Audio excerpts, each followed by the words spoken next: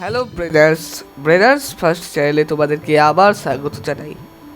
Class 7 geography third 70 evaluation question answer suggestion তোমাদের জন্য চলে এসেছে। এখানে দুটো অধ্যায় আছে, একটি জলদূষণ ও একটি মাটি দূষণ। এর পরের দিন আমি তোমাদের জন্য ইউরোপ মহাদেশ নিয়ে আসবো। তবে আজকে জলদূষণ আর মাটি দূষণের সবচেয়ে ইম্পর্টেন্ট কোশ্চেনগুলি তোমরা দেখে নাও। নাম্বার 1, জলদূষণ কাকে বলে? উত্তর, জলদূষণ, যাকে তোমরা ইংলিশে বলতে পারো ওয়াটার পলিউশন, মানুষের কর্মকাণ্ড ও প্রাকৃতিক কারণে জলের প্রকৃতি ও রাসায়নিক এবং জৈব উপাদানগুলির গুণমান নষ্ট হওয়াকে জলদূষণ বলে। এটা 1 নম্বরের কোশ্চিন। 2 নম্বরের কোশ্চিন দিলে আরেকটু বড় লিখতে হবে। আর্সেনিক দূষণ কাকে বলে? আর্সেনিক দূষণ এইভাবে পয়েন্ট করে লিখলে তোমরা পরীক্ষায় ফুল নাম্বার পাবে। প্রতি লিটারে জলে 0.05 মিলিগ্রামের বেশি আর্সেনিক নামক ধাতব যৌগ থাকলে তাকে আর্সেনিক দূষণ বলে। ইউট্রোফিকেশন কাকে বলে? ডবল স্টার কোশ্চেন, অর্থাৎ তোমাদের পরীক্ষায় এটা গ্যারেন্টি আসবে, আমি হলফ করে বলতে পারি। উত্তর, ইউট্রোফিকেশন যে পদ্ধতিতে কোনো জলাশয়ে রাসায়নিক পদার্থ, প্রধানত ফসফেট মেশার ফলে জলজ উদ্ভিদের বৃদ্ধি ঘটে এবং জলে অক্সিজেনের পরিমাণ হ্রাস পায়, তাকে ইউট্রোফিকেশন বলে। এবার বলছি, দেখো একটা কোশ্চেন, শুধু 3টি বিষয় মেনে চললেই জলবাহিত সংক্রমক প্রায় আটকানো যায়। এগুলি কি কি? এগুলো পরীক্ষায় কিন্তু আসবেই, কারণ এটা তোমাদের বইয়ের কোশ্চেন। উত্তর, যে 3টি জরুরি বিষয় মেনে চললেই জলবাহিত সংক্রমক প্রায় আটকানো যায় তা হলো বিশুদ্ধ জল পান করা, সাধারণ কিছু পরিষ্কার পরিচ্ছন্নতা মেনে চলা, যেমন খাবার আগে সাবান দিয়ে হাত ধোয়া, পরিষ্কার পাত্রে জল রাখা ইত্যাদি। 3 নম্বর, শৌচাগার ব্যবহার করা এবং নোংরা আবর্জনা সঠিক স্থানে ফেলা। মিনামাটা ব্যাধি কি? উত্তর, 1932 সালে জাপানের মিনামাটা উপসাগরে একটি রং কারখানা থেকে পারদ দূষণের জন্য ওই পারদ সামুদ্রিক মাছের দেহে কেন্দ্রীভূত হয়। উপকূলীয় অধিবাসীরা ওই মাছ খাওয়ার ফলে এক দুরারোগ্য ব্যাধিতে আক্রান্ত হয় এবং তাদের অনেকের মৃত্যু হয় ও অনেকে বিকলাঙ্গ হয়ে যায়। একে মিনামাটা ব্যাধি বলে। তাহলে তোমাদের পরীক্ষায় শর্ট কোশ্চেনে আসে যে মিনামাটা ব্যাধি কত সালে কোথায় হয়েছিল? 1932 সালে জাপানের মিনামাটা উপসাগরে হয়েছিল। লিখে দেবে তোমরা পরীক্ষাতে দিলে। নেক্সট দেখতে পাচ্ছ, ব্ল্যাক ফুট রোগ কি? উত্তর, আর্সেনিকের প্রভাবে দূষিত জল, পানীয় ও খাদ্যের মাধ্যমে আমাদের দেহে প্রবেশ করার ফলে হাতের চিটো ও পায়ের তলায় কালো কালো ছোপ দাগের সৃষ্টি হয়। একেই ব্ল্যাক ফুট রোগ বলে। এই রোগ আক্রান্ত মানুষের ত্বকের উদ্দীপনা ধীরে ধীরে কমে যায়। সারা বিশ্বে পরিবেশ দিবস পালিত হয় কবে? অর্থাৎ কবে পালিত হয়? এটা কিন্তু তোমরা যে অনেকেই জানো যে 5ই জুন পরিবেশ দিবস পালন করা হয়। এবার আমরা চলে আসবো আর্সেনিক দূষণের প্রভাবে মানুষের নখের গোড়ার দিকে আড়াআড়ি সরু, এটা সবু হয়ে গেছে, এটা কোনো মনে করবে না, এটা সরু সাদা দাগ দেখা যায়, তাকে কি বলে? উত্তর হবে বীজরেখা। পরীক্ষায় তোমাদের দিয়ে দেয় বীজরেখা কাকে বলে। এবং নেক্সট কোশ্চিন এতটা ইম্পর্টেন্ট যে প্রত্যেক পরীক্ষায় এটা এসেই থাকে, অতএব এটাকে তোমরা না নোট করে রেখে দেবে না। সব থেকে গুরুত্বপূর্ণ প্রাকৃতিক সম্পদ কোনটি? এখানে কোনটি বানান ভুল হয়ে গেছে, কোনটি হতো, কোনটি? উত্তর হবে সাধু জল।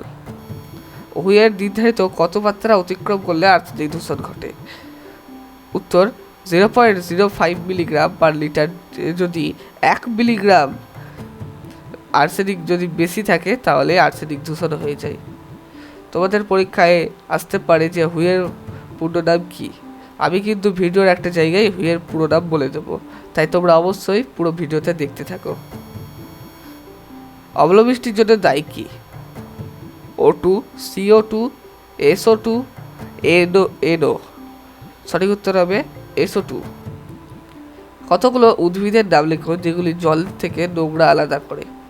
উত্তর, কড়াইশুঁটি, মটর ডাল, অড়হরের ডাল প্রভৃতি গাছ এবং পাতাঝাঁঝি, কচুরিপানা, করেল্লা প্রভৃতি শৈবালের থেকে নোংরা আলাদা করে। ইতাই ইতাই বা আউচ আউচ রোগ কাকে বলে? উত্তর, জলে কাডমিয়ামের পরিমাণ বৃদ্ধি পেলে মানবদেহে কাডমিয়ামের সংক্রমক হয়। এর ফলে যে রোগ সৃষ্টি হয় তাতে অস্থি ভঙ্গুর হয়ে যায় ও অস্থিমজ্জায় সমস্যা ঘটে। বসতে গেলে বা উঠে দাঁড়াতে মানুষের অস্থিসন্ধিতে অসহ্য যন্ত্রণার সৃষ্টি হয়। এই রোগটিকে ইটাই ইটাই বা আউচ আউচ রোগ বলে। তোমরা কিন্তু এটা মুখস্থ করে দেবে, এটা ভেরি ইম্পর্টেন্ট আছে। এবং আজকের প্রত্যেকটি প্রশ্নই এতটাই ইম্পর্টেন্ট যে যেগুলো তোমাদের প্রত্যেক সব পরীক্ষাতে এগুলো আসে, সেখান থেকে একদম বেছে বেছে দেওয়া হয়েছে। জলদূষণ নিয়ন্ত্রণ করা রোধগুলি লেখো। নিম্নলিখিত উপায়ে জলদূষণ রোধ করা যায়, যেমন নাম্বার 1, আবর্জনা নিক্ষেপ বন্ধ। পুকুর, নদী, হ্রদ, খাল, বিল ও অন্যান্য জলাশয়ে নোংরা আবর্জনা নিক্ষেপ বন্ধ করতে হবে।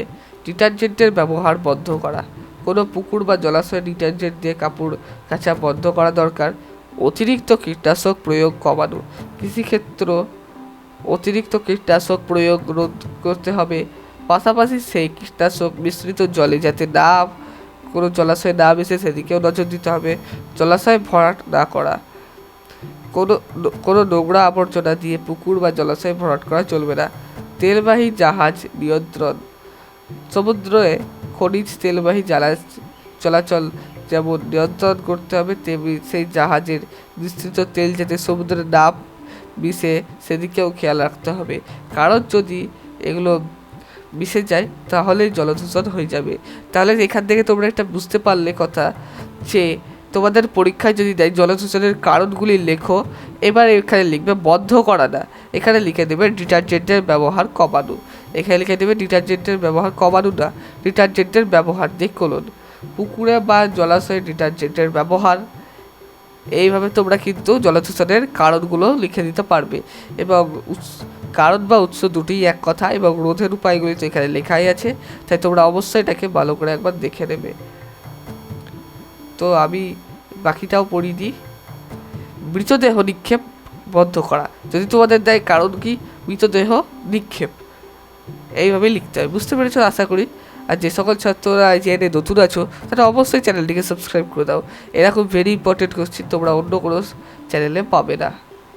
জলাশয়ে বিভিন্ন জীবজন্তুর মৃতদেহ যাতে না ফেলা হয় সে বিষয়ে সকলকে নজর দিতে হবে। তারপরে আছে দেখো, তোমাদের এগুলো কিন্তু বেশিরভাগ 6.5 নম্বরের কোশ্চিনে থার্ড টার্মে তোমাদের এসে থাকবে। অতএব তোমাদের 6.5 নম্বরের মিনিমাম 8টা পয়েন্ট লিখতেই হবে, নচেত কিন্তু ফুল মার্কস কখনো পাবে না। বিশেষ করে যদি এইভাবে লেখো পয়েন্ট করে, তাহলে কিন্তু ফুল মার্কস অবশ্যই পাবে। শিল্পক্ষেত্রের বর্জ্য নিয়ন্ত্রণ। কোনো শিল্পকেন্দ্র বা বিদ্যুৎ উৎপাদন কেন্দ্রে দূষিত বা উত্তপ্ত জল সরাসরি নদী বা সমুদ্রে নিক্ষেপ বন্ধ করতে হবে। দূষিত জল শোধন করা। বিভিন্ন বৈজ্ঞানিক পদ্ধতিতে যে কোনো অঞ্চলে দূষিত জলকে দ্রুত শোধন করতে হবে। যেমন ভারতের পুনে শহরে পাম্পাড়ি শৃঙ্গওয়াদ অঞ্চলে পানীয় জল ছাড়া অন্যান্য সব কাজেই ব্যবহার করা জলকে পুনঃব্যবহার কাজে লাগানোর পরিকল্পনা গৃহীত হয়েছে। তো তোমাদের এখানে দিয়ে দিতে পারে যে ভারতের কোন জেলায় এটা করা হয়েছে, তো তোমরা দেখে নেবে।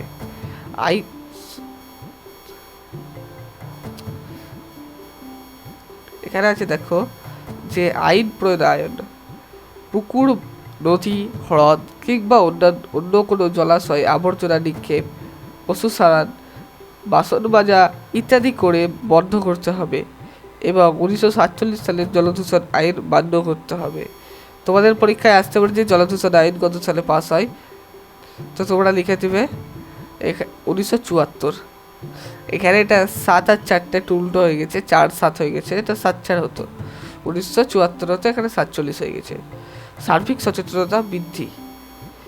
জলদূষণের ব্যাপারে স্ত্রী পুরুষ জাতি ধর্ম নির্বিশেষে সকলকেই সচেতন করে তুলতে হবে। 11 নম্বর আছে অন্যান্য। ভৌমজল যথেষ্ট ব্যবহার বন্ধ করা জরুরি। ভৌমজল মানে কি বলো তো তোমরা? ভৌমজল কথার অর্থ হলো মাটি থেকে যে জল তোলা হয় তাকে ভৌমজল বলে। অর্থাৎ মাটি খুঁড়ে যে ইদারাগুলো বানানো হয় তাকেই ভৌমজল বলে, এক কথায় তোমরা বুঝে যেতে পারবে। এবার আশা করি তোমরা বুঝতে পেরেছো ভৌমজল কাকে বলে, অর্থাৎ মাটির নিচের জলকে ভৌমজল বলে। বুঝতে পেরেছো? ভৌম মানে হলো মাটি, আর জল মানে তো খাবার জল বা জল মানে জীবন, এক কথায় তোমরা জানো। 2 নম্বর, পারমাণবিক ও তাপবিদ্যুৎ কেন্দ্রের বর্জ্য ওই জল শীতল করার পর নদী বা সমুদ্রে নিক্ষেপ করলে তাপীয় দূষণ রোধ করা যাবে। এবার আমরা আসবো মাটি দূষণ। এবার আমরা পড়বো মাটি দূষণ কাকে বলে এবং মাটি দূষণ কয় প্রকার ও কি কি সব জানবো। মাটি দূষণ কাকে বলে? Soil pollution. মানবিক ক্রিয়াকলাপের ফলে কলকারখানার দূষিত বর্জ্য পদার্থ, তেজস্ক্রিয় পদার্থ, আবর্জনা, প্লাস্টিক মাটিতে মেশার ফলে মাটির গুণমান হ্রাস পায় এবং একে মৃত্তিকা দূষণ বলে। অ্যাসিড বৃষ্টি কাকে বলে? Acid rain. তোমাদের ইংলিশ টার্মগুলোকেও কিন্তু মুখস্থ করে রাখতে হবে। বৃষ্টির জলের সঙ্গে বায়ুতে উপস্থিত বিভিন্ন অ্যাসিড মিশে অম্ল বৃষ্টি বা অ্যাসিড বৃষ্টির সৃষ্টি করে। মাটি দূষক কাকে বলে? মাটি দূষক 3 ধরনের মাটি দূষক লক্ষ্য করা যায়: সজীব দূষক, অজৈব দূষক আর হলো মাটির জৈব দূষক। তাহলে মাটি দূষক কয় প্রকার তোমরা কিন্তু অবশ্যই মনে রেখে দেবে এবং এটা নোট করে দাও খাতায়, জরুরি খুব আছে। ভোপাল গ্যাস দুর্ঘটনা ঘটে কবে? 1984 সালে। এটি পচনশীল জৈব পদার্থের উদাহরণ কাঠ। কিভাবে ভূমি বা মাটি দূষণ নিয়ন্ত্রণ করা যায়? মাটি দূষণের নিয়ন্ত্রণ করার উপায়: ময়লা ফেলার নির্দিষ্ট স্থান নির্ধারণ করা প্রয়োজন। কঠিন বর্জ্য পদার্থের দ্বারা জমি ভরাট করা উচিত এবং এই জমির ওপর মাটির আস্তরণ দিয়ে ওই সজ্জিত আবর্জনাকে আবদ্ধ রাখা উচিত। বর্জ্য পদার্থগুলিকে ভস্মীভূত করলে ভূমি দূষণ নিয়ন্ত্রণ হয়। কাগজ, বোর্ড, প্লাস্টিক, ধাতুচূর্ণ, কাঁচ প্রভৃতির পুনঃব্যবহারের মাধ্যমে ভূমি দূষণ রোধ করা যায়। প্লাস্টিকের পরিবর্তে দ্রব্য হিসাবে চট, কাগজের ব্যাগ প্রভৃতি ব্যবহার করলে মাটি দূষণ কমানো যায়। স্বাস্থ্যসম্মত শৌচাগার ব্যবহার করলে ভূমি দূষণ নিয়ন্ত্রণ করা যায়। কৃষি জমিতে রাসায়নিক সার, কীটনাশকের ব্যবহার কমিয়ে জৈব সারের ব্যবহার বাড়াতে হবে। বাগানের রাস্তার ধারে জমির চারপাশে বেশি করে গাছ লাগাতে হবে। এবার এসে দেখো মাটি দূষণের সবচেয়ে বেশি ক্ষতিগ্রস্ত হয় কাঁকড়া, বেশি ক্ষতিগ্রস্ত হয় মাছ, ক্ষতিগ্রস্ত হয় কেঁচো, ক্ষতিগ্রস্ত হয় না গরু ক্ষতিগ্রস্ত হয়? তো এখানে একটাই অপশন আমরা বেছে নেবো যে কেঁচো। তোমরা নিশ্চয়ই জানবে যে কেঁচোকে বলা হয় জমির বন্ধু। শিশুদের খেলনায় ব্যবহৃত পদার্থটি হলো পারদ, জিঙ্ক, কাডমিয়াম, সীসা। অর্থাৎ শিশুদের খেলনায় যেটা বিষাক্ত রাসায়নিক পদার্থ থাকে সেটার নাম কি? সেটা থাকে কাডমিয়াম। সঠিক উত্তর হলো কাডমিয়াম। অ্যাসিড বৃষ্টি মূলত হয় বায়ু, জল, মাটি দৃশ্য দূষণের কারণে। সঠিক উত্তর হবে বায়ু দূষণের কারণে হয় অ্যাসিড বৃষ্টি।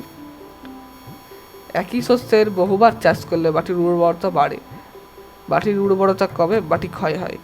মাটির উর্বরতা কমে অর্থাৎ যে জমিতে একবার ধান চাষ করলো সেখানে এবার আর ধান চাষ করলে হবে না, এবার গম চাষ করতে হবে, তারপর এবার আবার ধান চাষ করবে। এইভাবে দেখবে যে যারা চাষি আছে তাদেরকে জিজ্ঞাসা করলে বুঝতে পারবে যে এইভাবেই তারা কিন্তু কাজ করে। ভোপালের গ্যাস দুর্ঘটনাটি ঘটে তোমরা নিশ্চয়ই জানবে যে 1984 খ্রিস্টাব্দে। 2100 খ্রিস্টাব্দে জাপানের কোথায় পরমাণু দুর্ঘটনা ঘটেছিল? সঠিক উত্তর হবে ফুকুশিমায়। ভোপালের গ্যাস দুর্ঘটনার জন্য দায়ী MIC, CO2, O3, NO2 gas. তোমাদেরকে অবশ্যই বলে রাখা দরকার, উত্তরটা বলার আগে বলে দেবো যে আমাদের জন্য আমাদের হোয়াটসঅ্যাপ গ্রুপ খোলা হয়েছে। তোমরা অবশ্যই অতি শীঘ্র হোয়াটসঅ্যাপ গ্রুপে জয়েন করো, কারণ ক্লাস কয়েকদিনের মধ্যে শুরু হয়ে যাবে, তাই তোমরা অবশ্যই হোয়াটসঅ্যাপ গ্রুপে জয়েন করে দাও। এখানে তোমাদের মনে রাখতে হবে সবগুলোর সব কিছুর সংকেত তোমাদের কিন্তু ফিজিক্যাল সায়েন্সে মনে রাখতে হবে। MICর পুরো নাম কি তোমরা কিন্তু অবশ্যই পাঠাবে। MICটা একটা সংকেত, এর আক্ষরিকটা কি? মাটি দূষণের প্রধান উপাদানগুলি কি কি? মাটি দূষণের উৎসগুলি হলো অগ্ন্যুৎপাত থেকে নির্গত পদার্থ সমূহ, গৃহস্থলী, শিল্প কারখানা, হাসপাতাল, বাজার থেকে নির্গত বর্জ্য পদার্থ সমূহ, তেজস্ক্রিয় পদার্থ ইত্যাদি। পরিবেশক দূষণ কি? পরিবেশক দূষণ একই জমিতে বারবার একই ফসলের চাষে রাসায়নিক সার ও কীটনাশক ব্যবহারের ফলে মাটির জৈব পদার্থের অভাব ঘটে। এভাবে মাটির গুণমান ও উর্বরতা হ্রাস পেয়ে মাটির দূষণের পরিপোষক দূষণ বলে। তেজস্ক্রিয় দূষণ কি? উত্তর, পারমাণবিক ক্ষেত্র থেকে নির্গত নানা তেজস্ক্রিয় পদার্থ মৃত্তিকায় নানাভাবে যে ক্ষতি সাধন করে তাকে তেজস্ক্রিয় দূষণ বলে। তো এই ছিল আজকের ভিডিও। অনেকগুলোই তোমাদেরকে দেওয়া হলো যে শিশুদের খেলনায় কী বিষাক্ত রাসায়নিকটা থাকে, ভোপালে গ্যাস দুর্ঘটনা কোথায় ঘটে, বা অ্যাসিড বৃষ্টি আসলে মাটি দূষণ কাকে বলে, এবং জলদূষণের প্রায় প্রচুর ইম্পর্টেন্ট কোশ্চেন তোমাদের জন্য আজকে আমি নিয়ে এসেছিলাম। তো এই ছিলই আজকের ভিডিও। আবার দেখা হবে অন্য ভিডিওতে। তবে তোমরা অবশ্যই ইন্ট্রোফিকেশানটা মনে রাখবে, কারণ ইন্ট্রোফিকেশানটা অবশ্যই আসবে। তো আশা করি যারা আগের ভিডিওগুলো আবার দেখোনি তারা অবশ্যই আগের ভিডিওগুলো দেখে নেবে। তো এই ছিল আজকের ভিডিও। Tata, bye bye. আবার দেখা হবে অন্য ভিডিওতে।